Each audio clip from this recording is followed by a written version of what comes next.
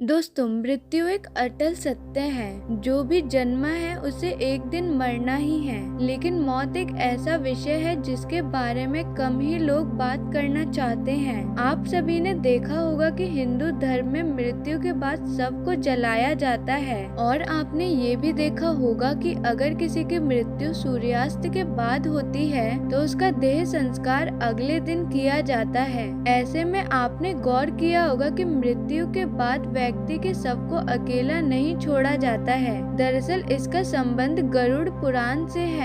आइए जानते हैं इसके पीछे का कारण। हिंदू धर्म में अगर किसी की मृत्यु सूर्यास्त के बाद होती है तो उसके शव को रात भर घर में ही रखा जाता है और अगले दिन उसका देह संस्कार किया जाता है। इस दौरान शव को रात भर घर में ही रखा जाता है और किसी न किसी को उसके पास रहना होता है। इसके पीछे की मान्यता है कि यदि रात को ही शव को जला दिया गया तो इससे व्यक्ति को अधोगति प्राप्त होती है और उसे मुक्ति नहीं मिलती है। यदि किसी व्यक्ति की मृत्यु पंचक काल में होती है तो पंचक काल में शव को नहीं जलाया जा सकता।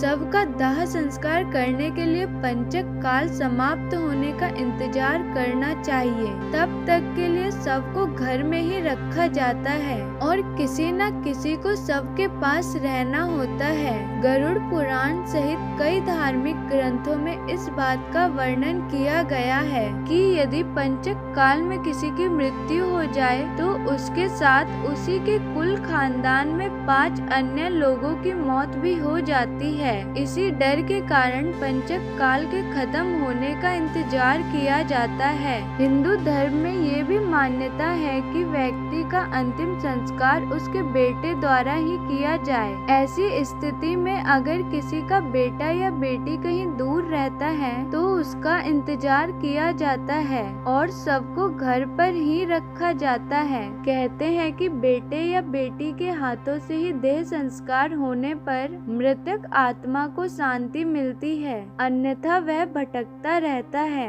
मृतक शरीर को अकेले नहीं छोड़ने का सबसे बड़ा कारण ये है कि अगर सबको अकेला छोड़ दिया जाता है तो हो सकता है कुत्ते बिल्ली जैसे जानवर उसे नोच खाएं। और गरुड़ पुराण की माने तो ऐसे में मृतक आत्मा को भी यमलोक के मार्ग में ऐसी ही यातनाएं सहनी पड़ती हैं। इसके अलावा ये भी माना जाता है कि अगर सबको अकेला छोड़ दिया जाए तो उससे बदबू आने लगती है। ऐसे में ये जरूरी है कि वहाँ कोई ना कोई व्यक्ति बैठा रहे और धूप या अगरबत्ती सबके चारों तरफ लगातार जलती रहे ताकि सबसे आने वाली दुर्गंध चारों ओर ना फैले। इसके अलावा सबको अकेला इसलिए भी नहीं छोड़ा जाता क्योंकि माना जाता है कि मरे हुए आदमी की आत्मा वहीं पर भटकती रहती है और अपने परिजनों को देखती रहती है। ऐसे में कहा जाता है कि इंसान की मौत के बाद शरीर आत्मा से खाली हो जाता है,